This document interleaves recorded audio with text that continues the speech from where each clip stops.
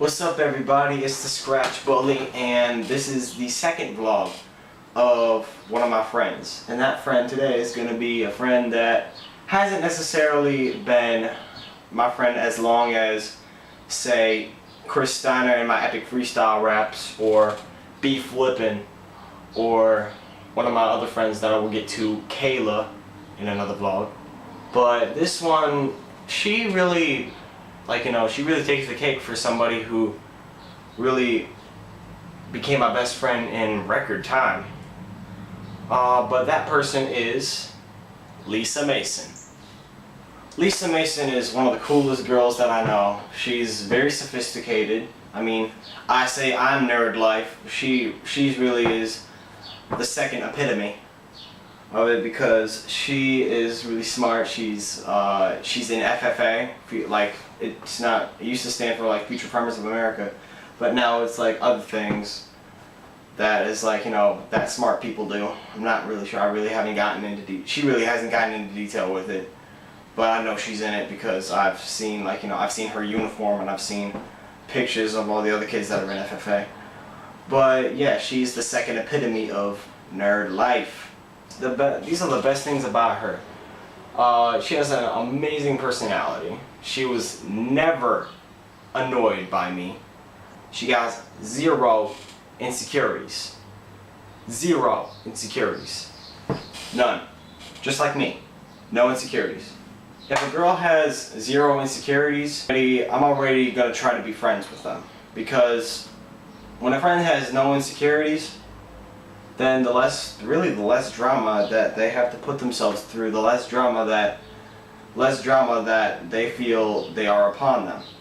But anyway, let me tell you the story of how I became friends with her leading up to now. First thing she ever really said to me was not really conversation-wise, but it was on the bus that we were going home from school. What happened was, all the other guys that I talked to, they took all the seats, and then so I sat down in one of the seats that was open, and then Lisa came along. It was her seat. I never heard her talk ever, because all the other guys were talking. I occasionally saw her. She was just usually just looking down at her iPod Touch, probably listening to music. But I was just sitting there. She comes up and she's just like, move. So I did just that. I just moved and all that. But I think that was when I was probably beginning of or end of the 9th grade. And this is what she said when we just first started having conversations. What happened was, obviously the guys were taking up all the seats again. She was already in her seat, so what I did was I just sat there, and at the time I was practicing for my temporary license.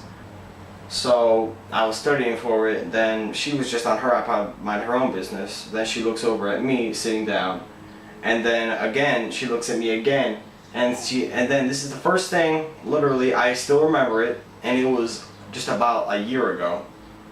This is the first thing she ever said. You practicing for your test? If she did not say that, this vlog would not exist. And I would have one less friend backing me up.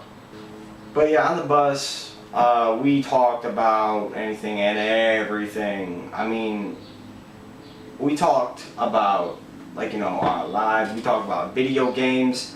Video games, that's kind of weird because, a girl is not really into video games. Especially Skyrim. Because I was just naming off games to see if she played them, and I said Skyrim, and then she started laughing, and she's yeah, she did. Which was surprising to me because I couldn't see a girl playing Elder Scrolls with. But yeah, I always talked about it. I always did that, and I think she remembered me from the 9th grade, because when I was in the 9th grade, there was they had a talent show that happened first day before winter break. That's not as big as a story as my already uploaded talking about the first time I ever performed with the beatboxing. But all that happened was I auditioned for it. I didn't make the cut. The teacher, Miss Revenaugh, who was the leader of doing the talent show, she and the judges came to an agreement that I could beatbox while people were taking their seats, which I had to beatbox for like 20 minutes, and that's exactly what I did. But I sparked up that, I actually brought that up, and I'm like, acting like I wasn't that person. You remember that beatboxer that, like, you know, performed on that stage when everybody was taking their seats last year?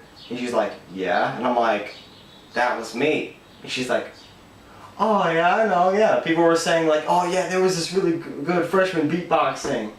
And then that same day, I told her that I had a YouTube account where I did my raps and my beatboxes, and like that day I finally, like that was like the second day I was talking to her, and I got her name, I added her on Facebook, and then I went to her inbox and gave her my YouTube channel link, and she loved it.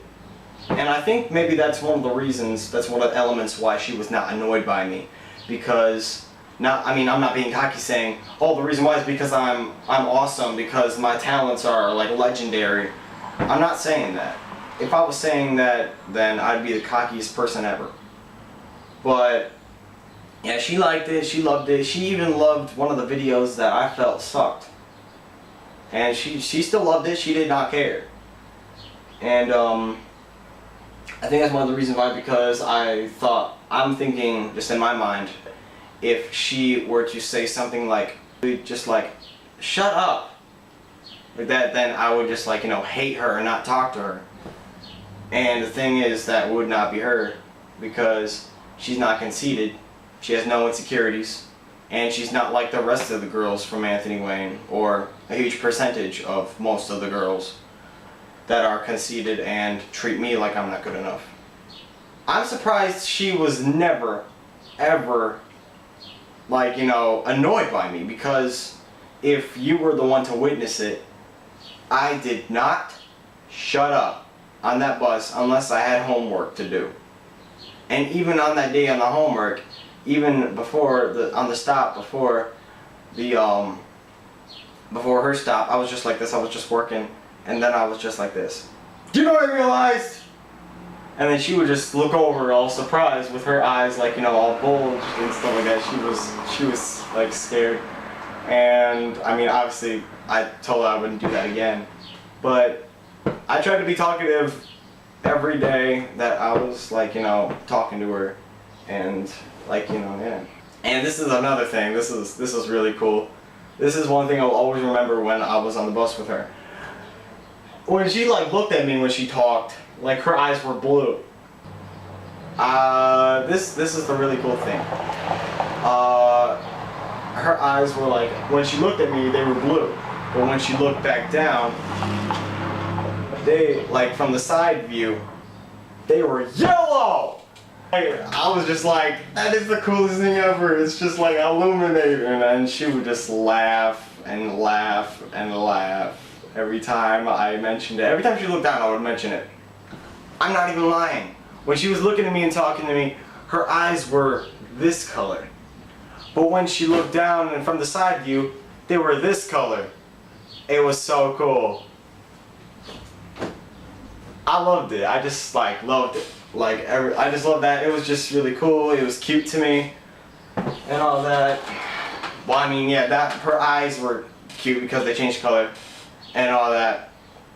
And to be honest, it's cool that she doesn't have these insecurities, because she's not the type of girl like, you know, I gotta look good to, like, you know, be appealing. She did not have that. That was not her first priority. And she was still cute. She was still cute. Just like, you know, with her eyes and her red hair. The thing I loved most about her, besides like her not being annoyed because I never shut the hell up and all that, is because she was there for me, really. So, like, she was there for me. Like, I would discuss, like, girls that I liked, girls that I always talked to, girls that I would always call beautiful every day. And discuss like, that I liked them, that I like did all that stuff. Was she, not only was she there for me, but she also had my back. If I ever had a problem with one of my haters or something like that, that like confronted me, like, or not just my haters, but like just people who like did anything physical with me, which I mean they haven't done and probably won't, not because I'm saying they're cowards, but because I'm probably never going to see them again because I'm going to Penta. But she would have my back. And I think the reason why it was so easy for her to be there for me is because a few of my haters, she actually stepped up to. Before high school, she's like, oh yeah, I used to beat them up as a kid. Like, that's what that means. Like, she stood up to them and stuff like that. And a few of them, because they were like, put negative comments on my stuff, and like, they would talk behind my back. And she, and I told her my problems and stuff, and she's there for me pretty much. And also she drove me like one time to school. She offered it. I didn't even ask. She said like when she got her license, she didn't have to ride the bus anymore because she was driving, and she offered me rides. And I'm like, yeah, I would love that. I would love that. But she only drove me once, and because all the other days she had FFA, and she, like, like right now, she has to work. But, yeah. But, between, like, me talking to her on the bus and her getting her license, my bus got switched, and the only way we would talk is, Facebook. But, I mean, I really didn't, like, stop the conversations. Here's the thing, like, even though, like, I felt like I annoyed her, every time, like, after she, like, started not replying to my Facebook things because of her work and she was busy, I would see her sometimes, like, walking to the hall, and I would wave to her, or, like, go like that, like, in a what's up manner, and she would just be like, hi, like that, and it was cool. And, the one I will always remember is the last day of school when I saw her in the distance, going through the corner. I saw her in the distance, and she looked like she was in just like the baddest mood. Like she was just like like that, just like looking down, like just like looking all grumpy and crap. And I'm just like, hey Lisa, what's good? And she was just like this. Hi. That's pretty much all it was. Like, that's all I'm gonna remember. I mean, that's what I'm gonna remember the most, because it just shows that she does not take her, like, bad mood, if she was even in a bad mood that day, that she does not take her bad mood on people. But yeah, I trust her dearly. I trust her with my life. Because, like, she said she has my back, and if I have any problems, stuff. But, yeah, and not really many people, like, talk crap about her. And she said, like, if I had any problems with people, then she would like, stand up for me and stuff. And she thought, like, she was trained to fight. And I mean, I haven't really seen her in, like, combat or anything like that. But based on what she has personally told me, which I will never ever tell you guys ever, because she will kill me, is that, like, she could break me. She could even, like, she could break me. She could break, like, anybody who deals with her or provokes her. She could definitely break me. Even though she's, like, 5'4" or 5'5", and I'm 6 foot tall, she could still break me. I mean, I'm 6 foot, about 150 pounds, and I'm not sure of her, like, build or something like that, but she could definitely break me, because I've never been in a fight before, and my only reference to fighting are video games and freaking Bruce Lee movies. But yeah, that's why I love her the most.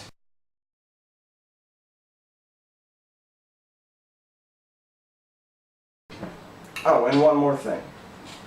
Hey Lisa, Are you practicing for your temps?